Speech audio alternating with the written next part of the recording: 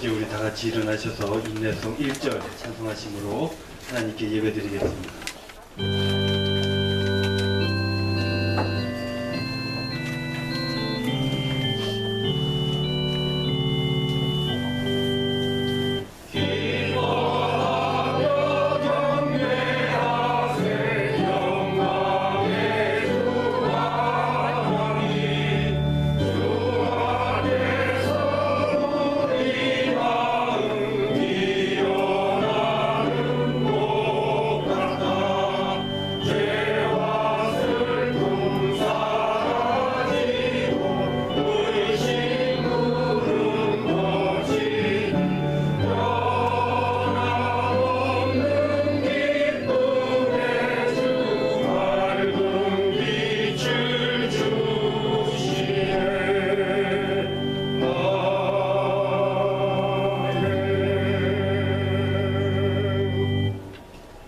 수고하고 무거운 짐진 자들아 다 내게로 오라. 내가 너희를 쉬게 하리라. 나는 마음이 온유하고 겸손하니 나의 멍에를 메고 내게 배우라. 그리하면 너희 마음이 쉼을 얻으리니 이는 내 멍에는 쉽고 내 짐은 가벼움이라 하시니라. 하나님은 영이시니 예배하는 자가 영과 진리로 예배할지니라. 아멘.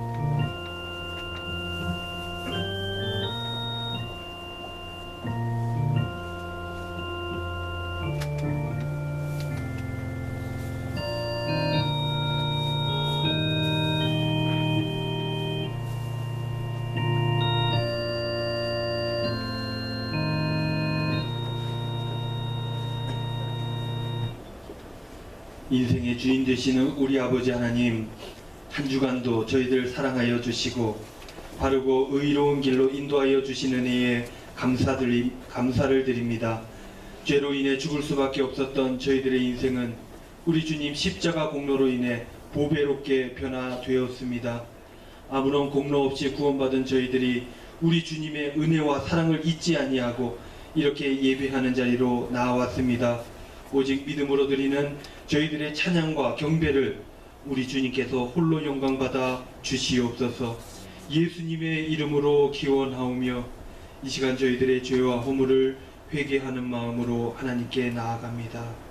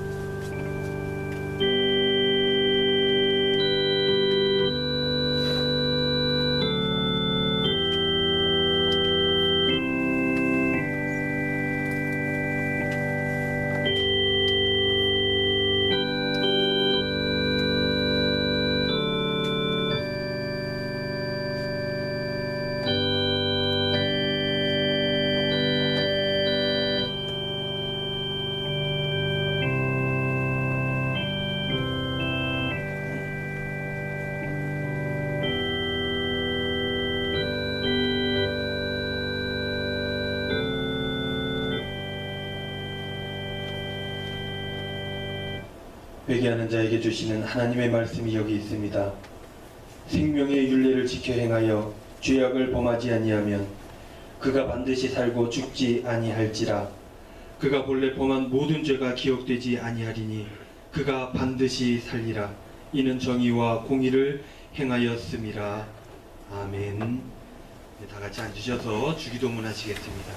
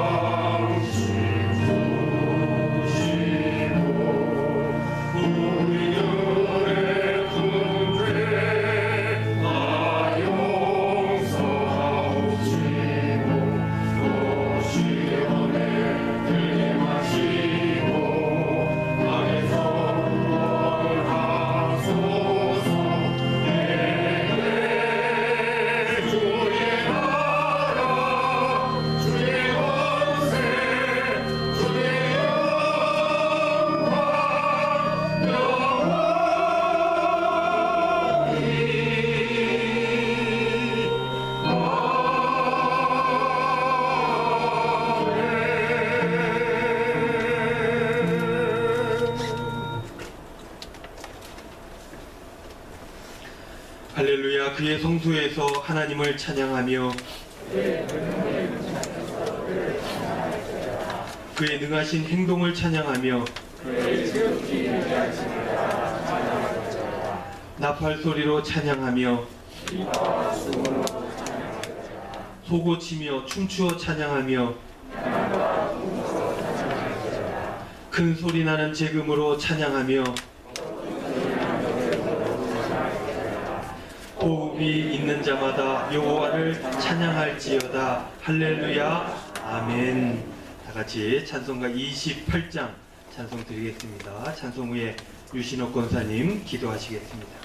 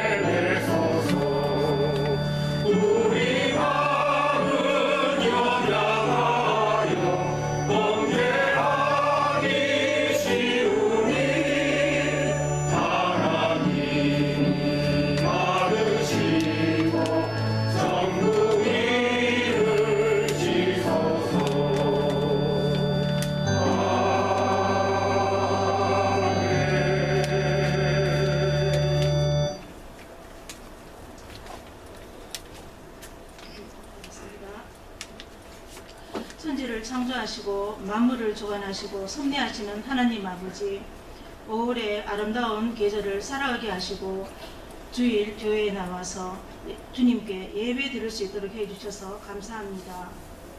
온 세계가 코로나19로 고통 중에 있습니다. 이로 인하여 인간의 교만과 한계를 느끼게 하시고 겸손하게 하시고 창조주 하나님을 찾도록 하여 주시옵소서.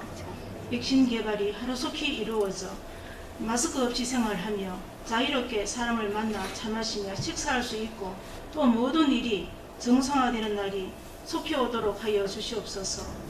또 교회가 예배가 없어짐으로 약해져가는 모든 교회가 다시 세워지는 날이 올 수 있도록 인도하여 주시옵소서. 캄캄했던 이 조선에 많은 선교사들이 피와 땀을 흘려 주심으로 지금의 한국이 되었음을 하나님의 다 은혜입니다. 이 사랑의 빛을 진 한국교회가 선교 한국의 사명을 잘 감당하게 하시고 또 저희 은광교회도 선교의 사명으로 선교지를 물질로 기도로 도울 수 있도록 늘 힘을 더하여 주시옵소서. 대한민국을 불쌍히 여겨주셔서 정치, 경제, 외교, 군사, 사회, 문화 모든 분야가 하나님의 정의와 진리와 사랑의 기준이 되도록 대통령을 위시한 모든 위정자들 위에도 함께하여 주시옵소서.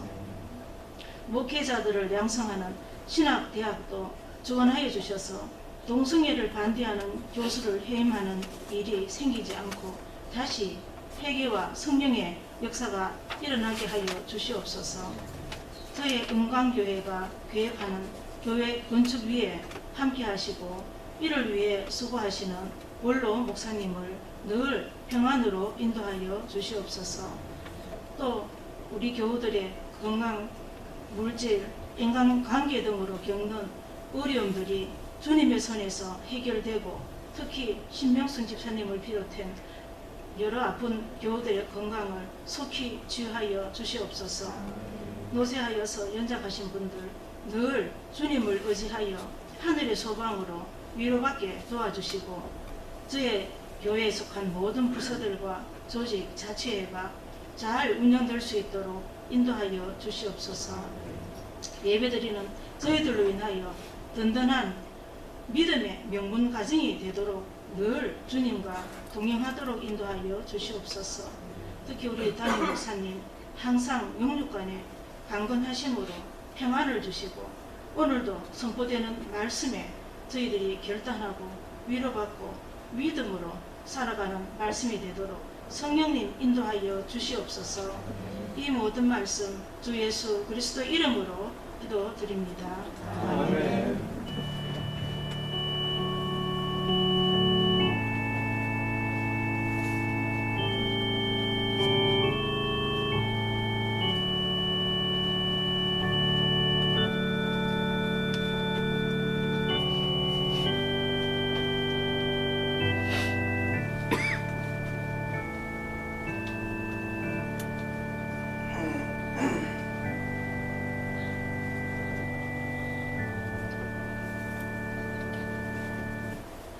교회 소식 전해드립니다. 교회 소식 나누기 전에 우리 성도님들 앞뒤 좌우에 있는 분들 목례하면서 반갑게 인사하겠습니다. 참 잘 오셨습니다. 오늘도 은혜 많이 받고 돌아가시길 바랍니다. 인사하겠습니다. 우리 이제 코로나19로 인하여서 예배를 못 드리다가 예배를 드리기 시작했는데 조금씩 인원이 많아집니다. 그래서 우리가 이제는 조금 여유롭게 앉기 위해서는 우리 이쪽 세 분처럼 이쪽으로도 좀 앉아주시고 조금 간격을 두면서 앉을 수 있도록 여러분들 신경을 써주시기를 부탁을 드립니다. 오늘은 부활절 7번째 주일입니다. 아직까지 주일 오후 예배, 수요 기도에 예배 못 드리는 거 이해해 주시고 여러분들 묵상에 참여해 주시기를 바랍니다. 오늘 예배 마친 후에 재직회가 있습니다. 재직회 후에 공동의회가 연이어서 있다는 것 여러분들 기억해 주시고 재직들은 모두 참여해 주시기를 바랍니다. 슬기로운 묵상생활 언제까지입니까? 다음 주가요 여러분들 성령 강림주일입니다. 그래서 파스카 50일을 이번 주 토요일까지 마치게 됩니다. 그래서 여러분들 그거 아시고 남은 한 주 파스카 말씀 묵상에 최선을 다해 주셔서 많이 참여하시고 은혜를 나누어 주시면 감사하겠습니다. 교우 동정난입니다. 우리 유신옥 권사님 신명순 집사님 모실 줄 알고 그렇게 기도하셨나요?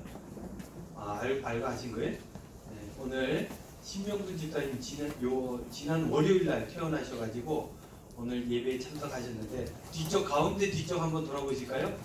우리 신 집사님, 홍 집사님 격려의 박수 한번 하도록 하겠습니다.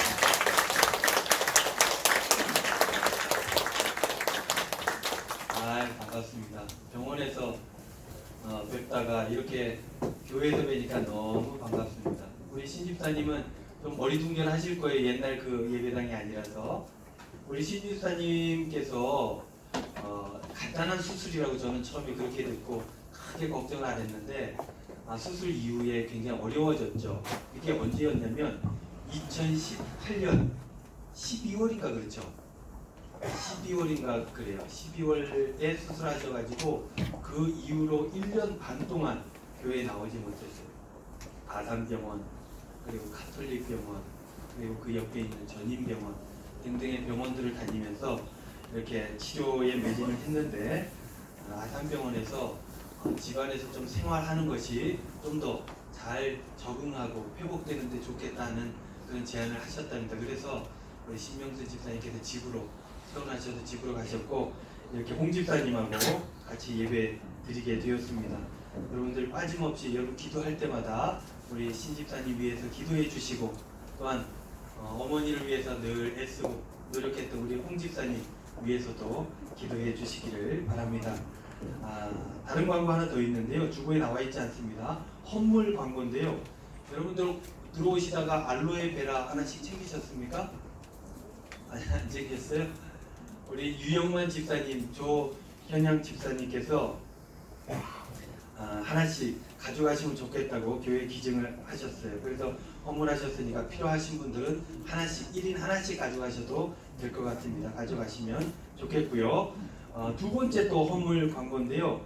우리 박정혜 권사님께서 시아버님 장례 위해서 기도해 주신 우리 성도님들 고맙다고 오늘 점심을 김밥으로 제공하셨습니다. 그래서 나가실 때 하나씩 받아가셔서 점심을 대신하시고 유가족들 위해서 그리고 우리 박정혜 권사님 가정을 위해서 더욱 기도해 주시면 감사하겠습니다. 친교부에도 나눠주실 때 좀 수고를 해주시고요. 우리 주보 옆면 그 광고 옆면 한번 보실까요? 살림 커뮤니티를 운영하고 후원하고 있습니다. 나와 있는데 아는 얼굴이 나와 있죠. 살림 커뮤니티 대표가 도소룡 집사님입니다. 이 살림 커뮤니티는 어떤 단체인가 하니 여성 자활 시설인데요. 예수 그리스도의 사랑으로 여성 및 가족 노숙자 보호와 자립을 위해서 1998년에 개소해서 22년 동안 지역사회를 위해서 헌신하고 봉사하고 있는 그런 단체입니다. 가정 파괴, 주거비 상승으로 등에 인해서 기초생활을 상실해 노숙하게 된 이들을 위해서 다양한 프로그램들을 하고 있는데 그게 이제 숙식 제공, 그리고 신앙 상담, 일자리 상담, 심리 상담, 의료 지원, 취약, 자활 지원 등을 하고 있습니다. 이것들을 통해서 이분들의 자활과 자립을 돕고 있습니다. 홈페이지에 들어가시면 살림 커뮤니티에 대한 이야기가 나와 있고 살림 커뮤니티 홈페이지가 링크가 걸려 있으니까 우리 홈페이지에 들어가셔도 되고요. 네이버에서 살림 커뮤니티 치면은 이 홈페이지에 들어갈 수 있습니다. 그래서 좀 더 자세한 내용을 알고 싶다 그러면 들어가셔서 참조해 주시면 감사하겠습니다.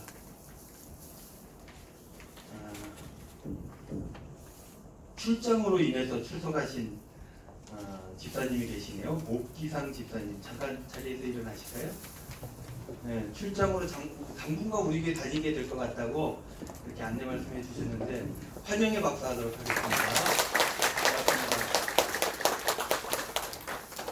네, 다른 광고 없으시면 이제 다 같이 일어나셔서 찬송가 50장 1절 찬송하시면서 봉헌 드리겠습니다.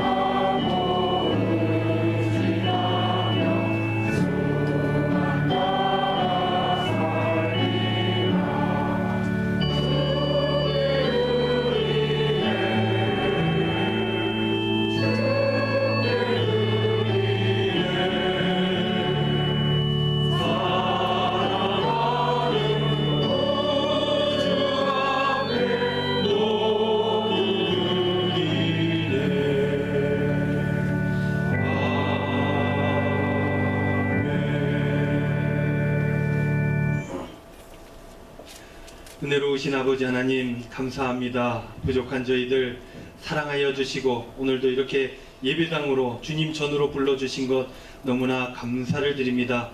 오늘도 예배 드릴 때 은혜를 더하여 주시고 말씀 선포 우리가 가슴으로 받을 때 결단할 수 있도록 그래서 세상에서 승리할 수 있도록 우리 주님 축복하여 주시옵소서. 순서에 맞추어서 오늘도 하나님 앞에 예물을 올려드립니다. 11조로 드리고 감사헌금으로 월정헌금, 건축헌금, 성교헌금 갖가지 제목으로 하나님 앞에 예물 올려드립니다.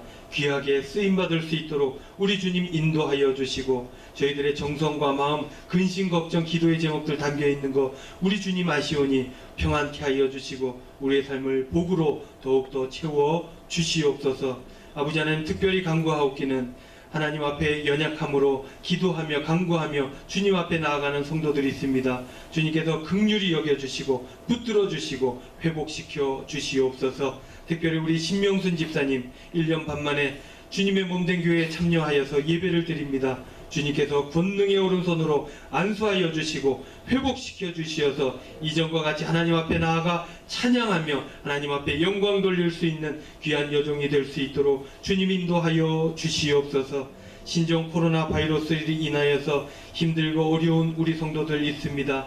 아버지 하나님, 어려운 가운데 주님의 손길을 더욱더 의지합니다. 하나님께서 도와주시옵소서. 회복시켜 주시고 모자란 부분들을 채워 주시어서 아버지 하나님의 권능을 온전히 체험하는 귀한 시간들이 다 될 수 있도록 주님 인도하여 주시옵소서. 우리들의 자녀를 위해서 기도합니다. 어디에 있든지 무엇을 하든지 하나님께서 천사를 보내주시어서 늘 강건하게 하여 주시고 그 삶의 자리가 늘 평안하게 하여 주시옵소서. 특별히 검정고시를 잘 치르고 하나님 앞에 영광을 돌리는 귀한 딸의 앞길을 하나님 기억하여 주시고 축복하여 주시고 주님의 귀한 일꾼으로 아름답게 성장할 수 있도록 우리 주님 인도하여 주시옵소서. 우리 가정에 주신 기업들 주님께서 함께하여 주시고 물질로 인하여서 먹고 입고 마시는 일들로 인하여서 범죄하거나 공고해지지 아니하도록 우리 주님께서 늘 붙들어 주시고 선한 것으로 채워 인도하여 주시옵소서. 한 주간도 기쁨이 충만하게 하여 주시고 귀한 믿음의 결단으로 강건하고 힘있게 하여 주실 줄로 믿고 감사드리며 예수님의 이름으로 기도하옵나이다. 아멘.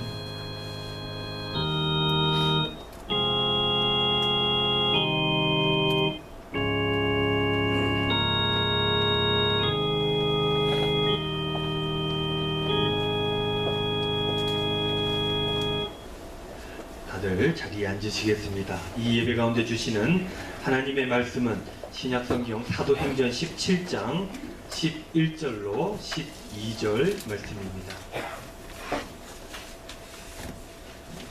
사도행전 17장 11절로 12절 두 절인데요.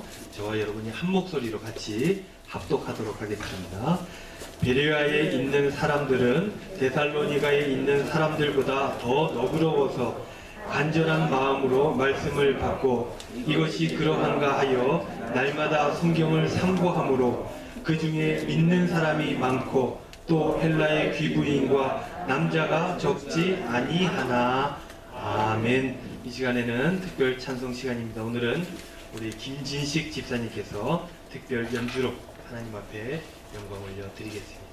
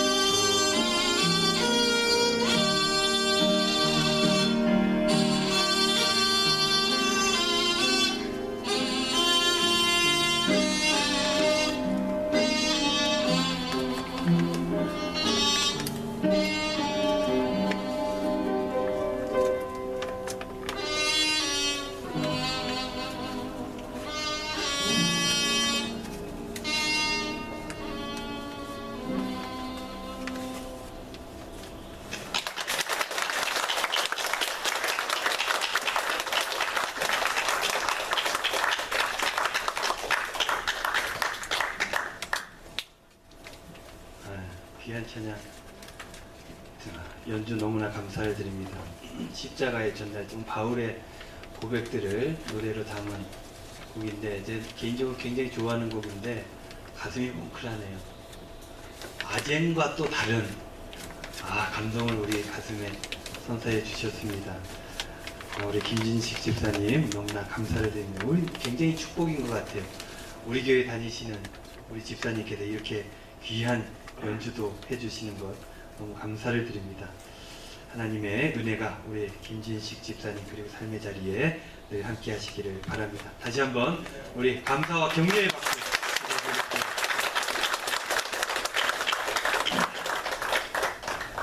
감사합니다.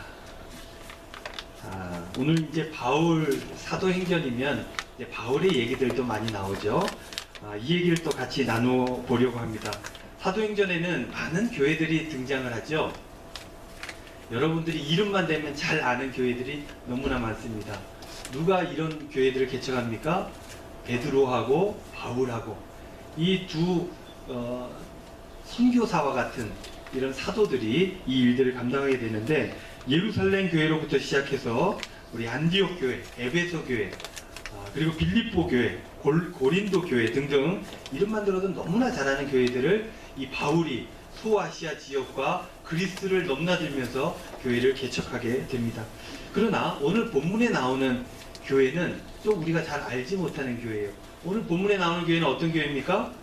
교회라는 이름이 나오진 않지만 베레아 교회라는 그런 교회가 나오게 되는 것이죠. 좀 생소한데 생소한 이유가 있습니다. 이 베레아 교회는 우리가 아는 다른 여타 교회들만큼 인원이 많지가 않았어요.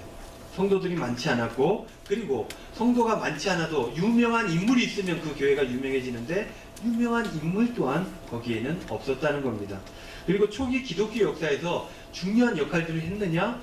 그렇지도 않은 교회예요. 그래서 베레아 교회는 그렇게 우리에게 잘 알려져 있지 않은 교회입니다. 뿐만 아니라 이 사도 바울이 최초 선교 여행을 계획을 하지 않습니까? 그 계획 안에 들어가 있지 않은 지역이었습니다. 갑작스럽게 바울이 쫓겨나듯 도망치듯 간 것이 바로 베레아인데 그 내용이 사도행전 17장 초반에 나와 있는 것이죠. 그곳에 보면 바울이 데살로니가 전도를 하는 장면이 나오게 됩니다. 거기에서도 유대인 회당에 먼저 들어가서 사도 바울이 말씀을 전하게 되죠. 예수 그리스도가 너희들을 사랑하셔서 십자가에 못 박혀 죽으셨고 부활하셨다. 이 이야기를 잘 전달을 하게 되는 것이죠. 이 이야기를 듣게 된 결과 경건한 그리스인들, 헬라인이라고 표현되어 있는 그리스인들과 그리고 귀부인들이 호감을 갖게 되었어요. 그래서 믿는 사람들이 자꾸 늘어나게 되었습니다. 이 믿는 일들이 자꾸 이렇게 전파되는 것들은 좋은 일인데 이거에 시기 질투하는 사람이 있었습니다. 누군가 하니 바로 그 지역의 유대인들이었어요.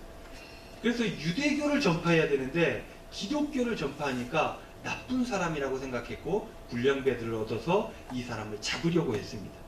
그래서 불량배들을 피해서 도망하게 되는데 원래 그 다음 목적지였던 아테네죠. 아테네로 가지 못하고 도망가듯 그 옆쪽 서쪽 남쪽으로 좀 내려가서 베레아라고 하는 지역에 들어가게 되었던 것입니다. 그렇게 바울이 예기치 않게 베레아 사람들을 만나게 되었던 것입니다.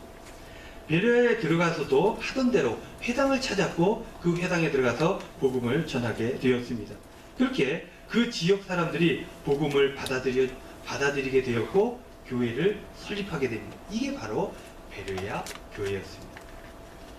오늘 본문은요, 이 베레아 교회의 얘기를 아주 간단하게 소개하고 있습니다. 그러나 이 간단한 내용 가운데서도 베레아 교회, 베레아 사람들이 어떠한지를 너무 잘 보여주고 있습니다. 그 특징을 살펴보면서 우리가 우리들의 신앙을 한번 점검해보는 그런 시간이 되기를 원합니다.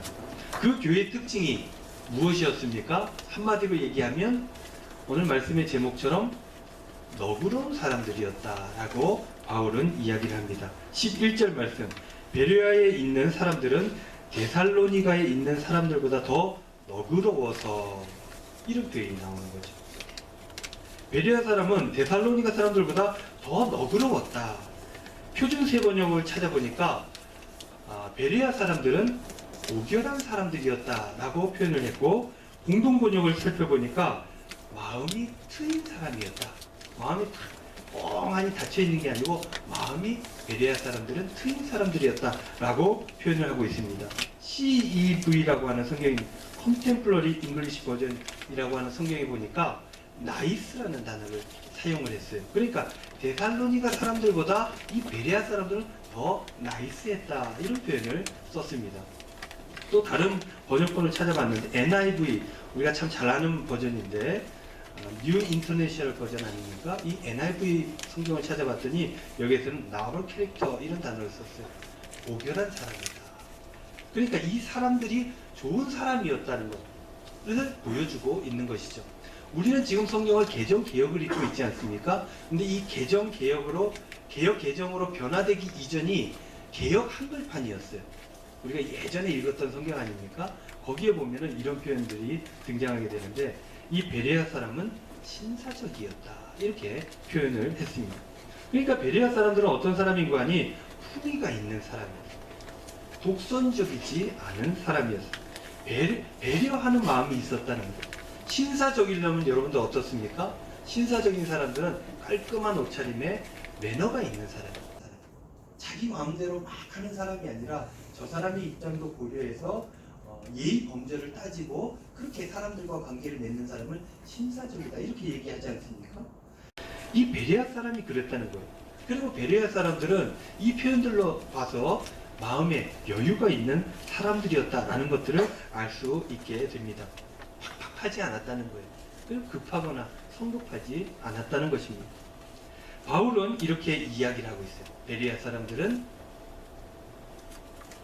오결한 사람이었다, 나이스했다, 신사적이었다, 그리고 너그러웠다, 이렇게 바울이 이야기를 하고 있는 것입니다. 이러한 모습은요, 믿는 사람에게 매우 중요합니다. 왜냐하면 믿는 사람에게 이렇게 너그러움이 있어야 되는 이유는 늘 믿는 사람들은 새로운 것들을 받아들여야 되기 때문에, 이 너그러운 사람들은 새로운 것들을 받아들일 수 있는 사람인 것입니다. 그래서 베레아 사람들은 너그러웠기 때문에 바울이 했던 그 얘기, 처음 들어보는 얘기였지만 그 복음을 마음속으로 받아들일 수 있게 됐고, 그것을 인하여서 생명의 삶으로 나아갈 수 있게 되었다는 것입니다. 이러한 베레아 사람들의 모습은 한국 교회와는 조금 다르지 않나 하는 생각들이 들게 되었습니다. 한국 교회 어떻습니까? 엄청나죠. 기독교 역사 이래로 이러한 교회 성장이 없었습니다. 엄청난 성장을 이루어온 것 사실입니다. 그런데 양적인 성장을 이룬 이후에 우리들의 모습은 어떠합니까? 조금 권위적이지 않습니까? 그래서 기독교인들을 함부로 정치인들도 건들지를 못하는 거죠. 무서워합니다. 굉장히 권위적이기 때문에 그럴 수도 있다 생각이 되는 것이죠. 그리고 한국교회 모습은 좀 팍팍합니다. 여유가 없습니다. 왜냐하면 많은 교리들에 대해서 예민하게 받아들이는 경우가 상당히 많습니다. 그래서 배타적인 경우가 많아요. 나와 좀 다르다. 그럼 어떻게 해요? 죄인가 아닌가, 그거부터 판단합니다. 그래서 정죄하려고 들게 된다는 것입니다. 공격적인 모습이 없지 않아 있다는 거예요. 한국교회 열심히 있잖아요. 열심은 있지만 상대를 배려하기보다는 좀 자기 주도적입니다. 자기 중심적이에요. 코로나19로 인하여서 교회가 고난을 좀 많이 당했습니다. 그렇지 않습니까? 요즘은 좀 덜합니다만 달서구청에서 우리 교회도 한번 찾아왔죠. 구청과 시청 이런 데서 직원들이 각 지역 교회들 계속 찾아갑니다. 방역을 잘하고 있는지, 사회적 거리두기를 잘하고 있는지 이런 걸 체크해요. 근데 사실 이거보다 더 무섭고 힘든 데가 어디입니까? 노래방 같은데, 술집, 춤추는 곳 이런 데가 훨씬 더 위험합니다. 그러나 어디만 맨날 혼내요? 교회만 자꾸 혼내요. 그런 거 보면서 교회가 어떻게 합니까? 굉장히 기분 나빠합니다.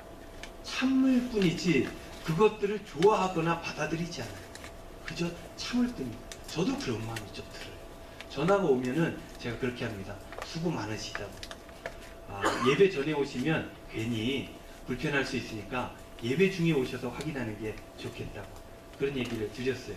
그랬는데 언제 왔습니까? 예배 전에 왔습니다. 예배 전에 와가지고 한번 쭉 살펴보더니 잘하고 계시네요. 그러고 갔어요. 그러고 나서 교회에 다시 오지는 않고 있어요. 어쨌든 이런 거에 대해서 불편한 심기들이 우리에게 있는 거예요. 왜냐? 우리는 자기 중심적인 사고들을 하는데 익숙해져 있기 때문에. 왜냐? 많은 것들이 이미 기득권 이걸 얻었기 때문에 그렇다는 거예요. 그래서 먼저 부드럽게 다가가지를 못하는 것이 아닌가 하는 생각들이 들게 되는 것입니다. 그런 한국 교회와는 조금 다른 모습들이 베레아 교회에 있었다는 거예요. 너그러운 모습. 한국 교회는 다름을 잡아내려고 노력하지만 편안하게 인정하고 받아들이기는 좀 어려운 단체가 아닌가 하는 것을 베레아 교회를 통해서 우리가 알 수 있게 되는 것입니다. 그런데 이 너그러운 마음이 있으면 훨씬 인생이 편안해지죠. 그리고 좋은 것들을 받아들일 수 있게 됩니다. 그래서 이 베레아 교회 사람들은 바울의 복음을 받아들일 수 있게 되었고 참으로 그들의 삶을 넉넉하게 만들어갈 수 있게 되었다는 것입니다.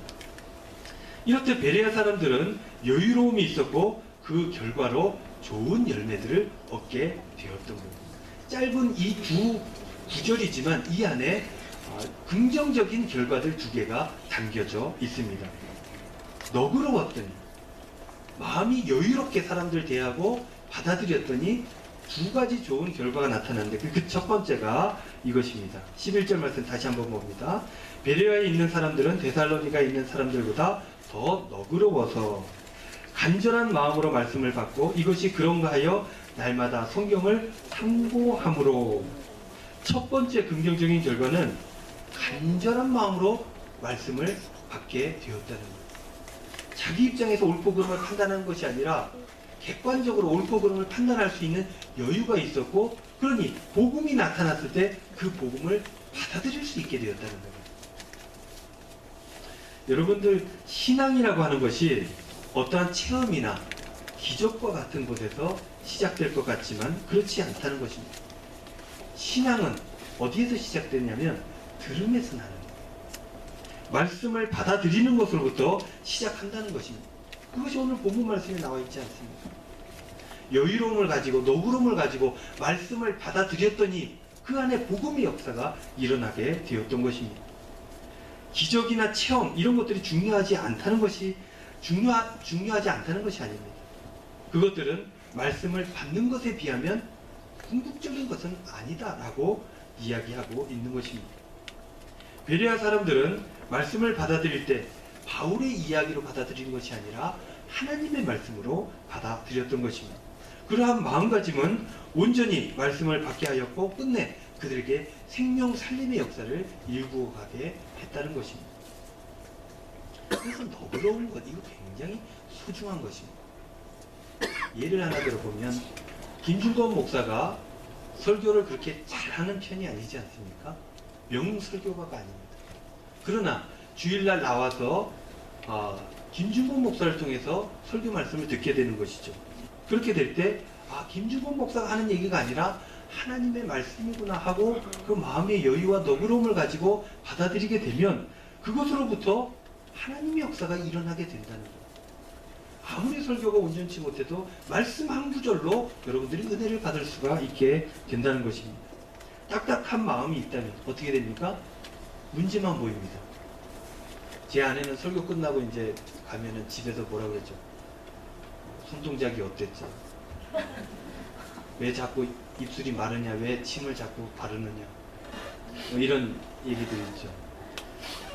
이게 너그러움이 없으면 이렇게 되는 거예요. 제 아내가 늘 그러는 건 아닌데 칭찬도 가끔 해줍니다. 이렇게 칭찬을 해줘야 또 이 사람이 열심히 하겠구나 싶어서 그런 것도 하기도 합니다. 너그러운 마음이 있다면 이런 모든 불편함과 그리고 모자람을 넉넉히 이기며 새로운 것들을 받아들일 수 있게 된다라는 것입니다. 두 번째, 이 너그러움으로 인한 두 번째 긍정적인 결과. 여기 말씀 11절에 보면은 데살로니가 있는 사람들보다 더 너그러워서 간절한 마음으로 말씀을 받고, 두 번째가 무엇인가 하니 이것이 그러한가 하여 날마다 성경을 상고함으로. 이것이 그러한가 하여 날마다 성경을 상고하였다. 이렇게 이야기를 하고 있습니다. 복음을 받아들이고 나니 더욱 확인하고 싶었던 겁니다.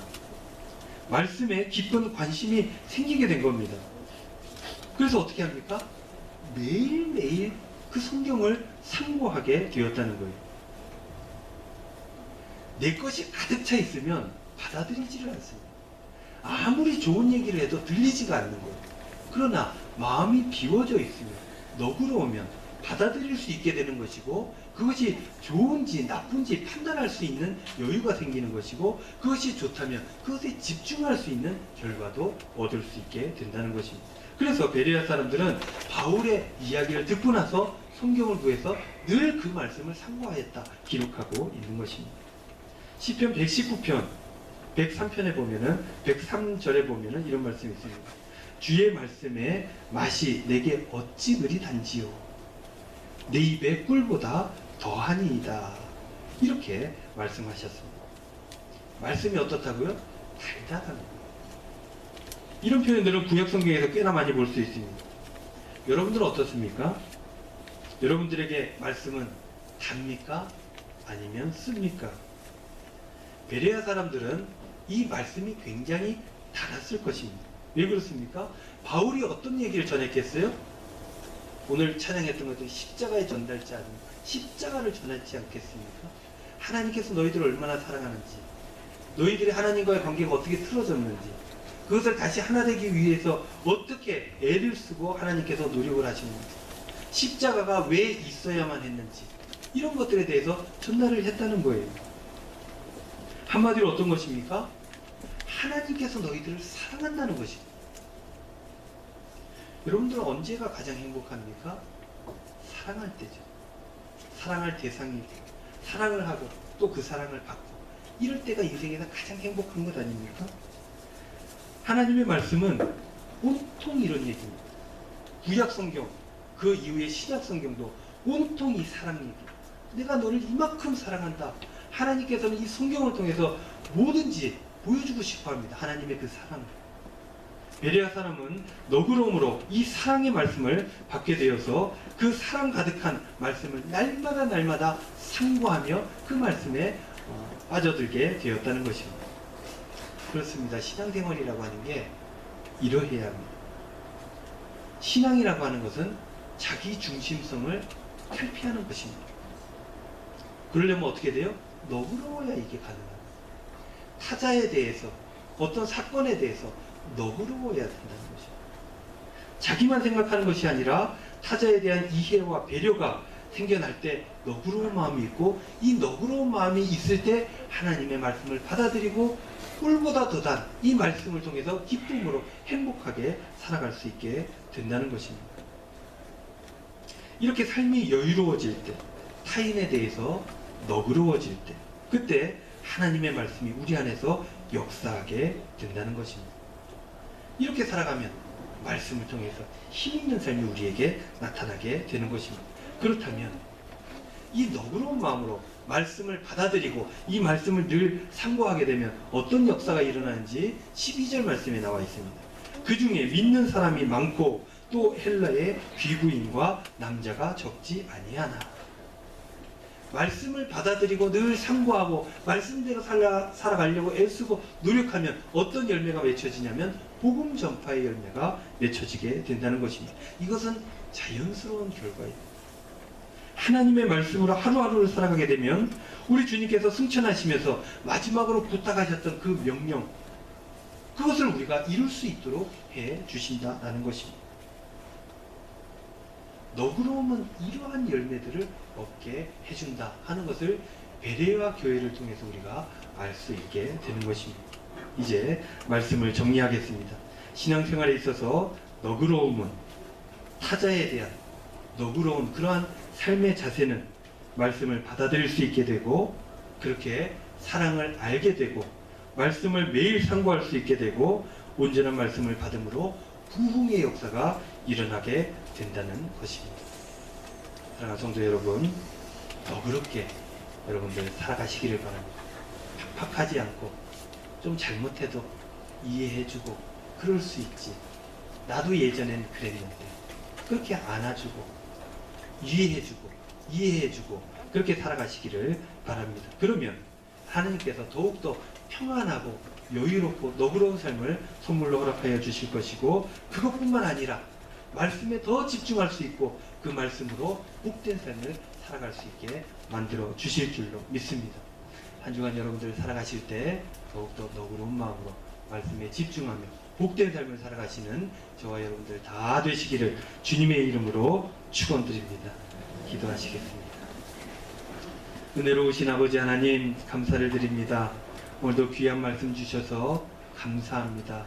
우리가 부족하지만 주님의 사랑을 받은 자로서, 주님의 은혜를 받은 자로서 더 너그러워질 수 있게 하여 주시고, 옳고 그름을 더욱더 잘 판단할 수 있게 하여 주시고, 그리하여서 주님께 집중하며 말씀에 집중하며 말씀으로 승리하며 살아가는 저희들 될 수 있도록 축복하여 주시옵소서. 한 주간도 우리 주님 함께 하실 줄로 믿고 감사드리며 예수님의 이름으로 기도하옵나이다.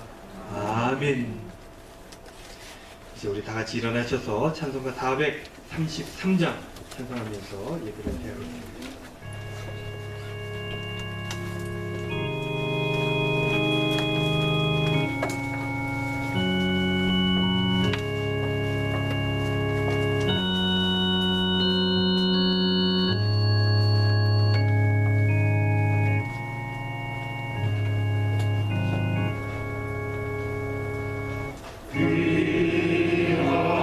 귀하신 주여 나를